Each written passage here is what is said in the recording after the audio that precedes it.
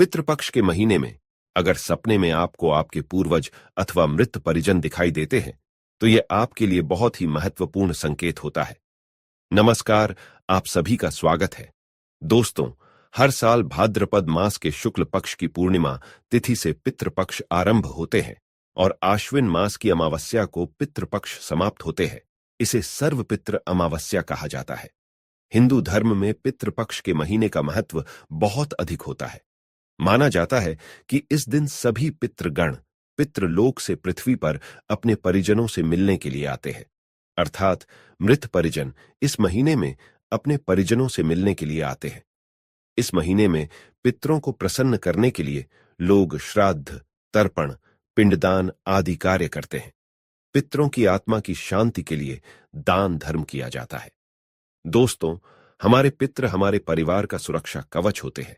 इसीलिए अपने पितरों को अर्थात मृत परिजनों को कभी दुखी अथवा अपमानित नहीं करना चाहिए। भगवान श्री कृष्ण कहते हैं, जो भी मनुष्य अपने पितरों को प्रसन्न करता है वह जीवन में कभी दरिद्री और दुखी नहीं रहता।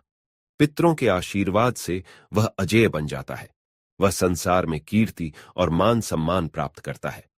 गरुड़ पुराण में भगवान श्री कृष्ण ने गरुड़ जी को पितृ के संबंध में कई महत्वपूर्ण संकेत बताए हैं, जिनसे मनुष्य को पता चलता है कि उसके पितृ उससे प्रसन्न है अथवा दुखी है।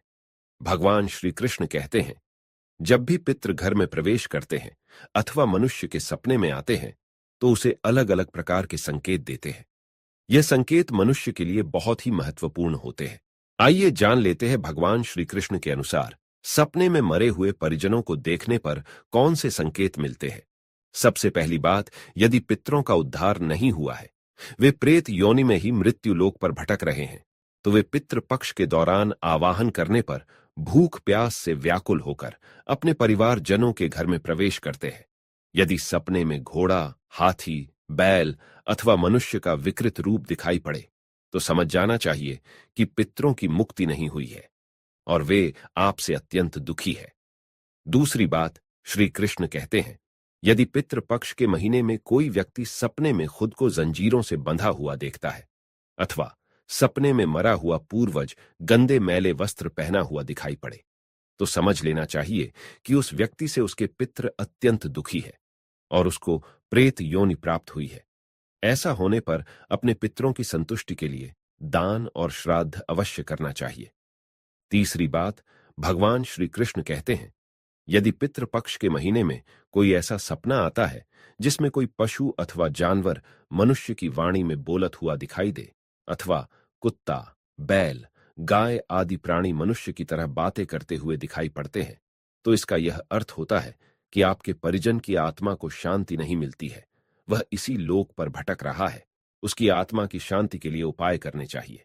अगर सपने में पूर्वज बैल की सवारी करता हुआ दिखाई पड़े तो समझ लेना चाहिए कि पितृ उससे बहुत ही नाराज है। चौथी बात, पूर्वजों को कुछ मांगते हुए देखना।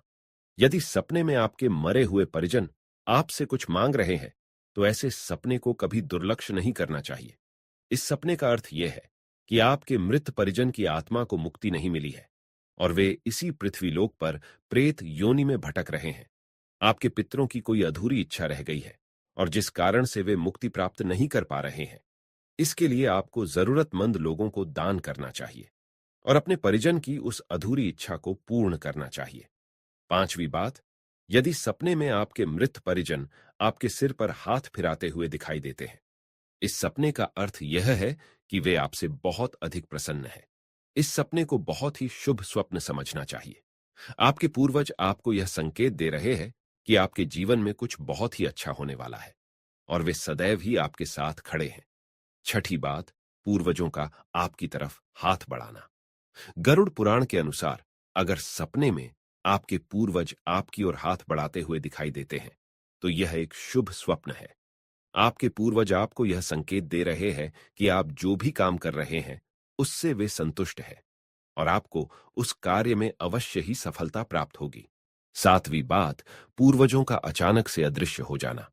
अगर सपने में आपको आपके पूर्वज दिखाई देते हैं और वे अचानक ही अदृश्य हो जाते हैं तो यह स्वप्न अशुभ माना जाता है। आपके पूर्वज आपको यह संकेत दे रहे हैं कि आने वाले समय में आपके ऊपर कोई संकट आने वाला है और आपको सावधान हो जाना चाहिए।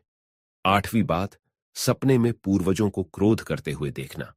अगर सपने में आपको आपके पूर्वज क्रोधी अवस्था में दिखाई दे, तो आपको समझ जाना चाहिए कि आपके पूर्वज आपसे नाराज है। आप जो भी कार्य कर रहे हैं उसमें आपको नुकसान हो सकता है और वे आपको उस कार्य को न करने की सलाह दे रहे हैं। नौवीं बात, सपने में पूर्वजों को रोते हुए देखना। अगर सपने में आप अपने पूर्वजों को रोते हुए देखते हैं तो यह भी अशुभ संकेत है। आपके जीवन पर कोई बड़ी विपदा आने वाली है और आपके पूर्वज उस विपदा को देखकर दुखी हो रहे हैं और आपको पहले ही उस संकट के बारे में सूचित कर रहे हैं। 10वीं बात है, यदि सपने में आपके पूर्वज स्वस्थ दिखाई देते हैं, उनके मुखमंडल पर तेज दिखाई देता है और उनके वस्त्र चमकीले और सफेद रंग के होते हैं, तो आपके पितरों को मुक्ति मिल चुकी है, ऐसा समझना चाहिए। अगर आपको सपने में आपके पूर्वज दूर आकाश में बादलों पर बैठे हुए दिखाई देते हैं, तो यह शुभ संकेत है। आपके पितृ आपसे अत्यंत प्रसन्न है और आपको आशीर्वाद दे रहे हैं। अगर आपके पूर्वज गंदे मैले वस्त्रों में दिखाई देते हैं, तो यह अशुभ संकेत होता है। आपके पूर्वजों को बहुत दुख और यातनाएं मिल रही है। तो दोस्तों, इस प्रकार से गरुड़ पुराण में सपने में पूर्वज दिखाई देने के महत्वपूर्ण संकेतों के बारे में बताया है। उम्मीद है आपको यह जानकारी अच्छी लगी होगी। वीडियो को लाइक जरूर करें और कमेंट में जय श्री कृष्ण लिखना ना भूलें। साथ ही चैनल को सब्सक्राइब जरूर करें। आप सभी का धन्यवाद।